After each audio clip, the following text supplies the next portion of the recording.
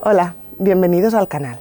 En este vídeo queríamos hablaros sobre las rotaciones, porque si miramos cualquier manual de horticultura doméstica clásico, enseguida veremos que se nos hacen imprescindibles. ¿Pero realmente es así? Quédate porque en este vídeo queremos explicarte todo sobre las rotaciones.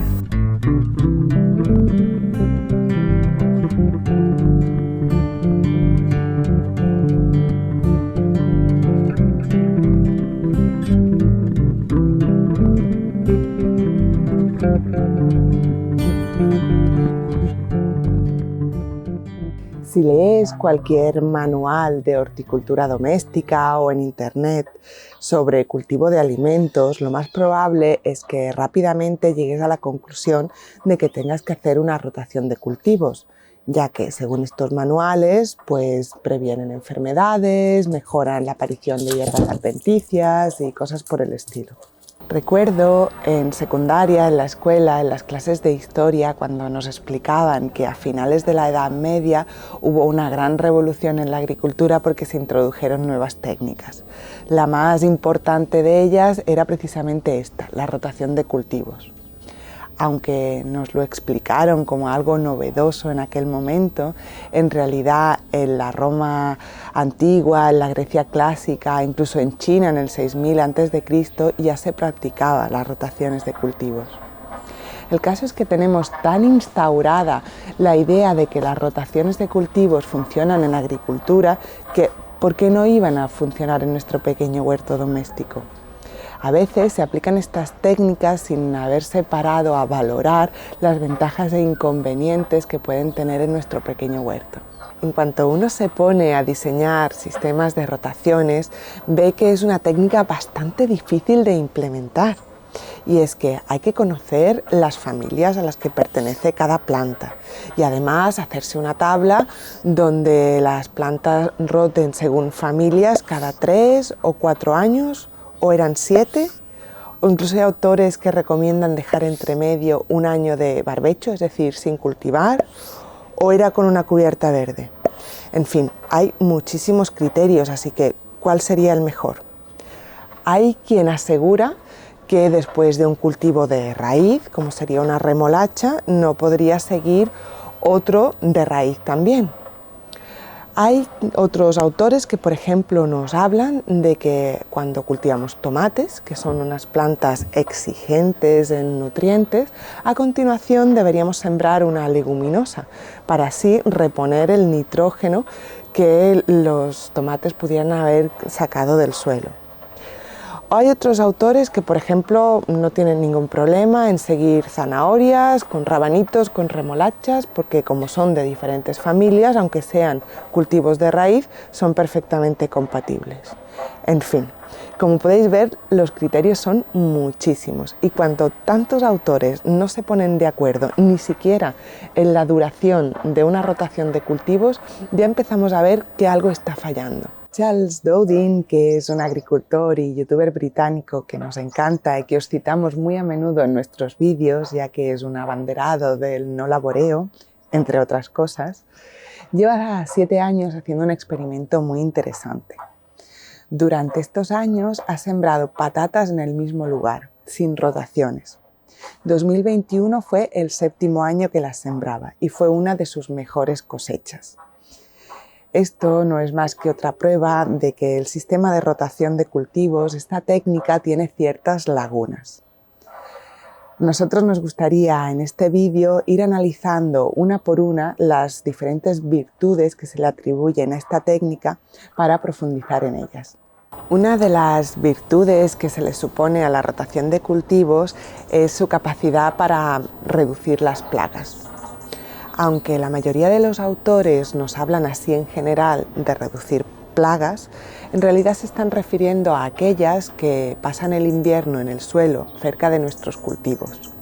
Podría ser, por ejemplo, el escarabajo de la patata, los gusanos del alambre o los nemátodos. En realidad, la rotación de cultivos es capaz de controlar solo unas cuantas plagas, que son aquellas que hibernan cerca de nuestros cultivos y tienen una capacidad reducida de movimiento y además son capaces de afectar a muy pocas especies. La mayoría de las plagas, aunque pasen una fase en el suelo e hibernen en el suelo, cuando llega la primavera tienen una fase adulta alada que les permite desplazarse muchísimos kilómetros. Por ejemplo, el saltahojas verde o el gusano del maíz son capaces de recorrer cientos de kilómetros para hibernar en una zona más cálida y luego, en verano, hacer el viaje de vuelta. Quisiera ponerte un ejemplo de lo difícil que puede llegar a ser encontrar una rotación de cultivos que funcione para una plaga en concreto. Por ejemplo, mucha gente nos escribe por redes contándonos que tiene una plaga de nemátodos. Nunca nadie nos ha escrito diciéndonos tal especie de nemátodo en concreto está atacando mis plantas. Y a ver, es normal, porque determinar una especie de nemátodo requiere, primero, de una observación microscópica y, en segundo lugar, de unos conocimientos muy especializados. Sí, existen muchísimas especies de nemátodos. Lo que la gente ve en realidad es que en las raíces de sus plantas aparecen unas protuberancias y sabe que eso se debe al ataque de los nemátodos. Si lo que está atacando nuestro suelo es Melaidogine incógnita, entonces poner cacahuetes a continuación de ese cultivo afectado podría ser una solución. Si en lugar de esta especie nos estuviera atacando Melaidogine arenaria, entonces los cacahuetes no harían nada. Y además, Melaidogine incógnita y arenaria pueden convivir perfectamente en el mismo suelo. Si en lugar de estas tuviéramos, por ejemplo, Melaidogine javanica, sembrar pimientos puede ser una solución, pero los pimientos se ven afectados por Melaidogine incógnita y arenaria. Con todo esto, lo que quiero decirte es que no hay que complicar más las rotaciones de cultivos, sino que simplificar la cuestión a que plantando leguminosas después de solanáceas vamos a prevenir plagas es muy inexacto, tanto que la mayoría de veces se suelen equivocar. La prevención de enfermedades también es un beneficio que se le presupone a la rotación de cultivos. Pero en realidad, otra vez, solo funciona con aquellos patógenos que son capaces de pasar un tiempo en el lugar, esperando a encontrar un nuevo huésped. Muchas veces funciona, y cultivando plantas, cultivos que no sean sensibles a esa enfermedad, podemos hacer que la población de patógenos desaparezca o al menos que disminuya hasta niveles en los que ya no sea preocupante. Pero en otros casos no es tan sencillo. Por ejemplo, el tizón del tomate, que es una enfermedad fúngica que afecta a este cultivo, puede ser causado por 3 especies de hongos distintas. 2 de ellas pueden hibernar en el suelo, concretamente sobre los restos de la planta que quedarán tras el cultivo. Pero la tercera no es capaz de hibernar de esa forma. Por lo tanto, para esta tercera, la rotación de cultivos ni siquiera sería necesaria. Por eso, para prevenir enfermedades mediante la rotación de cultivos, debemos conocer muy bien la enfermedad que queremos prevenir. Una rotación no nos va a servir para todos los tipos de enfermedades y además tenemos que conocer también la sensibilidad de los distintos cultivos a esos patógenos. Por eso no tiene sentido asegurar que la rotación de 3 años o de 4 o de 7 o de 10 es mejor que las otras. En realidad dependerá de qué tipo de patógeno pretendemos extinguir de nuestro huerto. Hay muchísimas enfermedades y muchos microorganismos que las causan, que en realidad pueden pasar larguísimos tiempos en el suelo esperando encontrar un nuevo huésped. Para ese tipo de enfermedades las rotaciones de cultivo no sirven. Tampoco en todas las situaciones basta con ir alternando entre una familia y otra de cultivos. Por ejemplo, un tipo de tizón que es provocado por un hongo que se llama Phytophthora capsicii, afecta a cucurbitáceas, también a los pimientos y a unas cuantas especies de judías. Fíjate que en muchísimos manuales de horticultura te van a decir que esa es una buena sucesión de rotación de cultivos. Pues bien, para quien tenga Phytophthora capsici en su huerto, esa rotación no solo no va a servir de nada, sino que puede empeorar la situación muchísimo. Resumiendo, la rotación de cultivos puede funcionar muy bien para prevenir e incluso para erradicar enfermedades. Es una manera ecológica y muy respetuosa de conseguirlo. El problema está en que tiene que estudiarse cada caso por separado y la solución que sirve para unas enfermedades no servirá para otras. Por eso, grandes generalizaciones como las que se hacen en estos manuales diciendo que siguiendo un plan que vaya alternando familias o tipos de cultivo o cualquier otra cosa que vaya a servir para muchísimas enfermedades distintas, vuelve a ser una simplificación excesiva que no tiene ningún sentido a la práctica. Aparentemente, uno de los mejores motivos que tenemos para hacer rotaciones de cultivos es mejorar la fertilidad del suelo. La idea que hay detrás de este concepto es que hay plantas muy exigentes en nutrientes que van a dejar un déficit de estos en el suelo para la siguiente temporada. Esta idea viene de la agricultura convencional, que durante los últimos años ha visto el suelo como un almacén de nutrientes, como si fuera la estantería de un supermercado, en el que las plantas van tomando nutrientes como si de productos se tratara y estos se van acabando. Pero en realidad, cuando entendemos el funcionamiento en profundidad de un suelo vivo, vemos que este no es un almacén, sino que es una auténtica fábrica de nutrientes y que la materia orgánica que hay en él y los microorganismos están continuamente produciendo y liberando nutrientes para nuestras plantas. Además, las rotaciones de cultivo suelen simplificar bastante las necesidades nutricionales de nuestras plantas. Por ejemplo, el maíz consume mucho nitrógeno, pero poco potasio o poco fósforo, y se le considera un cultivo exigente. Al tomate también se le considera un cultivo exigente, y en cambio este no consume demasiado nitrógeno, pero sí muchísimo potasio. Todos los manuales de horticultura doméstica que hemos consultado proponen sembrar leguminosas para restablecer los niveles de nutrientes del suelo. Nosotros entendemos que con nutrientes se están refiriendo en realidad a nitrógeno. Algunos afirman que las leguminosas son capaces de restablecer los niveles de nitrógeno del suelo y otros simplemente que dejan de consumirlo, debido a la capacidad que tienen estas plantas para fijar el nitrógeno atmosférico.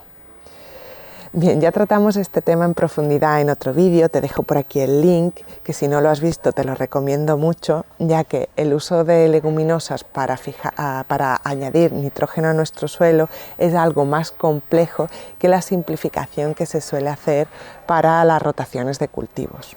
Existe un famoso estudio llevado a cabo por la Universidad de Rhode Island durante más de medio siglo en el que se pretendía encontrar cuál es la mejor rotación de cultivos para conseguir maximizar la cosecha de patatas. Bien, durante este tiempo se hicieron diferentes secuencias, con y sin tiempo de descanso, con y sin leguminosas, con y sin cereales. Se manejaron muchísimas variables. Al final, una de las conclusiones del estudio es que la producción de patatas aumentaba si no iba precedida de leguminosas. Esto es porque las leguminosas habían consumido gran parte del potasio, el calcio y el magnesio del suelo y no le había dado tiempo aún a este a restablecer esos niveles, así que las patatas se veían afectadas. Fíjate que muchas de las rotaciones de cultivos que se proponen en los manuales de horticultura doméstica, muchas veces se nos dice de plantar leguminosas antes de patatas o de cualquier otra solanácea. Este estudio se hizo siguiendo técnicas de agricultura convencional, es decir, que al suelo se abonaba con sales. Seguramente si este suelo, en lugar de haber seguido este sistema, hubiera seguido otro en el cual aplicáramos materia orgánica en el suelo abundantemente y constantemente, las conclusiones hubieran sido otras, ya que los niveles de magnesio, calcio y potasio hubieran podido restablecerse en el suelo de manera natural. En grandes sistemas agrícolas, la rotación de cultivos nos puede ayudar a restablecer el equilibrio entre los diferentes nutrientes. Esto normalmente suelen conseguirlo dejando la tierra una temporada en barbecho, sin cultivos, o bien cultivando una cubierta verde, un abono verde o cosas similares. Lo que pasa es que esta técnica no tiene mucho sentido en los pequeños huertos domésticos. Aunque no lo hemos encontrado en todos los libros que tenemos en la biblioteca sobre horticultura, sí que en un par de ellos aseguran que la rotación de cultivos previene un exceso de lo que ellos llaman malas hierbas. En realidad se están refiriendo a las hierbas silvestres o adventicias. Hemos buscado a ver qué estudios había sobre este tema. Y hasta donde nosotros hemos podido encontrar, hemos visto que sí, que la rotación de cultivos tiene un efecto sobre las hierbas adventicias. Pero seguramente no es el mismo que nos están indicando esos autores. Lo que nosotros hemos encontrado es que la rotación de cultivos promueve que haya mucha más diversidad entre las hierbas que crecen de forma espontánea entre los cultivos. En cambio, estos autores están afirmando que saldrán menos malas hierbas en nuestro huerto. Sobre la cantidad de las plantas adventicias no hemos encontrado ningún dato. Eso no quiere decir que sea incorrecto, pero mucho me temo que vuelve a ser otra generalización que al final va a depender del lugar, de cómo se cultive, de el riego, de muchísimas otras cosas más que si rotamos o no rotamos cultivos. Lo que está claro es que tiene una incidencia en la diversidad de plantas porque al ir variando la competencia también van surgiendo unas u otras especies dependiendo de la temporada. Eso sí que tiene todo el sentido del mundo. Si repasamos la literatura científica, es cierto que hay muchísimos estudios que aseguran y demuestran que la rotación de cultivos funciona para los sistemas agrícolas. Pero si los leemos con detenimiento, nos daremos cuenta que en esas rotaciones, en la inmensa mayoría, están añadiendo cultivos que difícilmente vamos a querer tener en nuestro huerto doméstico.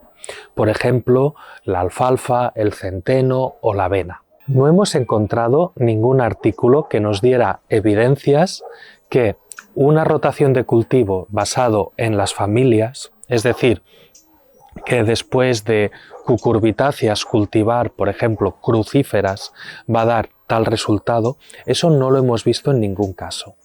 Normalmente los artículos nos hablan de rotaciones mucho más concretas y hablan de cultivos de especies en concreto y no de grandes familias de plantas. Además, tampoco hemos visto ningún artículo que nos hablara de la parte que aprovechamos del cultivo. Y en los manuales de horticultura muchas veces hacen referencia a los cultivos de hoja, de raíz o de fruto, por ejemplo, para establecer las rotaciones. Por norma general, los sistemas agrícolas grandes, los cultivos, digamos, profesionales o comerciales, no cultivan una gran diversidad de plantas. En un mismo campo, por ejemplo, se pueden dar 1 o 2 cultivos distintos a lo largo del año. En ese contexto, establecer una sucesión de cultivos o una rotación es muchísimo más sencillo y seguramente tiene más sentido. Pero nuestros pequeños huertos domésticos no funcionan exactamente de la misma manera. Nosotros sí que tenemos mucha más diversidad de cultivos en un espacio mucho menor. Un agricultor es probable que si cultiva tomates y zanahorias, por ejemplo, siembre un campo entero de zanahorias y otro campo entero de tomates. Podría ser también que esos dos campos estuvieran separados por una gran distancia. En tu huerto, ¿cuánto eres capaz de separar esos tomates de esas zanahorias? estarán en el bancal de al lado, estarán a 10 metros, a 20, a 30.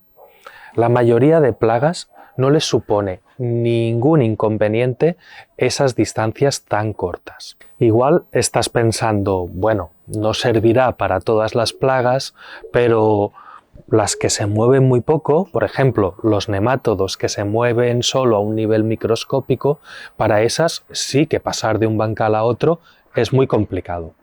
Y tienes razón, pero ¿limpias tu pala o tus herramientas cuando las pasas de un bancal a otro? ¿Las desinfectas? Porque si no es así, y observáramos esas herramientas que han tocado el suelo en un microscopio, es probable que encontráramos nemátodos de un bancal y que de esta forma los estuvieras pasando a otro. Lo mismo sucedería, por ejemplo, con algunas enfermedades bacterianas o fúngicas si utilizas las mismas tijeras para cortar una planta y después la otra, para la poda, por ejemplo, o para la recolección. O incluso con un simple tutor de madera que hubieras clavado en una planta para que no volcara, si luego te lo llevas a otro bancal, también estarías transfiriendo microorganismos. Y ya sabes que hay una pequeña parte de los microorganismos de un entorno que pueden ser patógenos para alguna especie en concreto.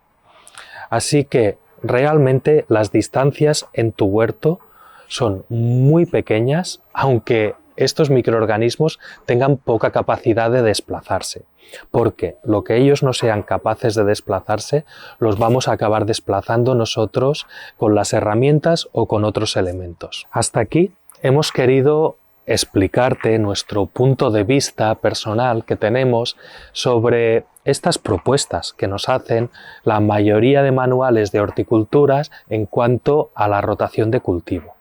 Creemos que no funcionan, que no son aplicables a la práctica y que no tiene mucho sentido estar esforzándonos en querer rotar los cultivos de esa forma en un huerto doméstico. A lo mejor alguien en este momento está pensando, bueno, aunque no funcione para todas las enfermedades, para los nutrientes o para... bueno, tampoco hace ningún daño en el huerto. Pero a lo mejor en algún caso sí que está produciendo más daño que beneficio. Me explico. Estos sistemas teóricos que quedan muy bien en la página de un libro, cuando intentamos llevarlos a la práctica, nos damos cuenta que es difícilmente aplicable. Por ejemplo, este bancal que tengo aquí, este trozo del huerto, detrás del gallinero, es de los rincones más sombríos que hay en el huerto. Puedo cultivar estas coles, coliflores que tengo por aquí perfectamente durante el invierno y en verano le da un poco más de sol, pero tampoco es de los lugares más soleados. Por eso es un buen lugar para poner las judías, por ejemplo, que toleran esa semisombra perfectamente. Pero si siguiera una rotación de cultivos de manual y después de esas judías quisiera plantar tomates, probablemente esa planta produjera muy poco, porque necesitan mucho sol. El aspecto que me parece más contraproducente de seguir una rotación de cultivos de este tipo es que va directamente en contra de la diversidad. La rotación de cultivos se ha concebido para los monocultivos, para un terreno en el que solo crece un tipo de cultivo. Después se ha aplicado o se ha querido extender a otros tipos de agricultura como la agricultura doméstica. Y lo que se ha hecho ha sido coger, pues bueno, todo el huerto no va a estar plantado con lo mismo, pero coger unidades, por ejemplo, un bancal. Y proponen que un mismo bancal se plante con un solo cultivo y así se va rotando. O tal vez una línea de cultivo con un solo cultivo. Ya sabes, te hemos explicado antes que cuanto más pequeña sea la unidad, menos sentido tiene la rotación. De todas formas, ¿qué sucede si plantas tomates, por ejemplo, y entre medio de cada planta de tomate pones una albahaca? ¿Cómo vas a considerar esa línea de cara al cultivo siguiente? ¿Eso era un cultivo de tomateras o de albahacas. ¿Y si fueras alternando y pones también algún tajete, por ejemplo? Claro, ya empieza a hacerse complicado. Te quiero poner un ejemplo de un bancal nuestro del verano pasado. Voy a coger la libreta porque acordarme de memoria de todos los cultivos que teníamos entonces es un poco complicado. Y ahora verás por qué. Te digo lo que teníamos sembrado, lo que cultivábamos en un bancal que mide aproximadamente 3 metros por 1,20. En primer lugar, un melón Callari, una variedad de melón, pepinillos, albahaca, lechuga, 2 variedades distintas de tomate, flor eléctrica, rabanitos, capuchinas, rutabagas, tajete, nabos, acelgas, salsifí y crisantemos comestibles. En total, 14 cultivos distintos en un espacio tan pequeño. Como entenderás, pretender rotar cultivos de ese bancal no tiene ningún sentido. ¿Y por qué nos complicamos tanto? ¿Por qué plantamos tantas cosas distintas en un mismo bancal? Muy sencillo, porque un ecosistema, cuantas más especies distintas tenga en él, más interrelaciones se darán entre ellas. Y cuantas más interrelaciones tenga, más resistente será. Esto igual te suena porque es un principio de la permacultura, pero también es algo que la biología, en concreto la ecología de sistemas, tiene claro ya desde hace muchísimos años. Los ecosistemas más resistentes son aquellos en los que hay más biodiversidad. ¿Y qué significa ser más resistente? Principalmente significa que la capacidad de recuperarse de una perturbación, de un desequilibrio, es mucho mayor. Se recuperan más rápido y mejor. ¿Y qué sucede con los nutrientes del suelo? Si después de un cultivo exigente pones otro cultivo exigente, igual no quedan suficientes. Pues bueno, depende de cómo estés trabajando tu huerto. Si lo que haces para aportar esos nutrientes es aplicar grandes cantidades de materia orgánica, no vas a tener ese problema. Por 2 motivos. El primero es que las plantas obtienen los nutrientes de las partículas del suelo. En ellas, esos nutrientes se han quedado adheridos. Esa zona donde el nutriente se queda adherido se llama centro de intercambio catiónico. Y lo que estamos haciendo al aportar la materia orgánica es crear muchísimos más centros de intercambio catiónicos del suelo.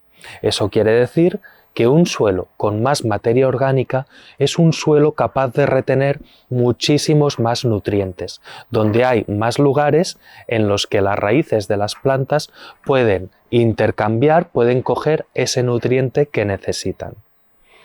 Por otro lugar, un suelo con más materia orgánica, como ya sabes, es un suelo en el que viven más microorganismos. Y los microorganismos son en realidad pequeños sacos, pequeñas unidades llenas de nutrientes. Su cuerpo está constituido por nutrientes y cuando mueran o cuando sean depredados por otro microorganismo, una parte de esos nutrientes va a salir y va a estar disponible para las plantas. De esa forma, conforme vamos pasando de una generación a otra de microorganismos, se van liberando pequeñas cantidades de nutrientes. En lugar de tenerlos todos de golpe cuando estamos abonando, trabajando de esta forma, la planta tiene a cada minuto la dosis de nutriente exacta que necesita y en el lugar que lo necesita. Evidentemente, para el agricultor a gran escala, comercial, no es posible aplicar 10 o 15 centímetros de compost en superficie a todos sus campos 2 veces al año. Eso es algo que es una técnica que para esos casos seguramente no es útil. Me da la sensación que en este caso, cuando se trata de rotación de cultivos, vuelve a pasar esto que es tan habitual, que hemos intentado aplicar algo que funciona en la agricultura comercial a la pequeña agricultura doméstica, y en este contexto no acaba de funcionar del todo bien. Aun y así, nos empeñamos en seguir haciendo rotaciones de cultivos porque es lo que siempre hemos visto que se hace. Para resumir un poco todo esto que te hemos explicado, la rotación de cultivos funciona perfectamente para los grandes sistemas agrícolas. Funciona siempre y cuando se haga de una forma concreta, bien definida y para un problema que también está muy bien identificado. Si se tiene X plaga o X enfermedad, se tiene que hacer esta rotación en concreto. Una buena alternativa para nuestros pequeños huertos es cultivar diversidad. Primero, cultivar diversidad de cultivos, tener muchas plantas distintas en un mismo espacio. De esa forma, unas plantas complementan a las otras, no creamos esos monocultivos y el ecosistema será más resistente, como ya te he explicado. Por otro lado, también conviene que esa misma biodiversidad la tengamos bajo el suelo, en forma de microorganismos que nos generen un auténtico suelo vivo. Y para eso debemos aplicar gran cantidad de materia orgánica, de compost, en nuestro huerto. Siguiendo estas dos pautas, en el 99% de los casos la rotación de cultivos ya no es necesaria. La diversidad de cultivos tiene que ver con la asociación, con lo que se conoce, ¿no?, como asociación de cultivos, que se ha hecho bastante popular los últimos años entre los pequeños agricultores domésticos, y también con muchos otros temas que me gustaría que tratáramos más en profundidad en futuros vídeos. Hasta aquí el vídeo de hoy. Espero que te haya gustado y que te haya sido útil. Y si es así, puedes darle al like al vídeo. Si aún no estás suscrito, puedes suscribirte, eso nos ayuda muchísimo. Y si tienes alguna duda, puedes dejárnosla en comentarios. Nos vemos en el siguiente.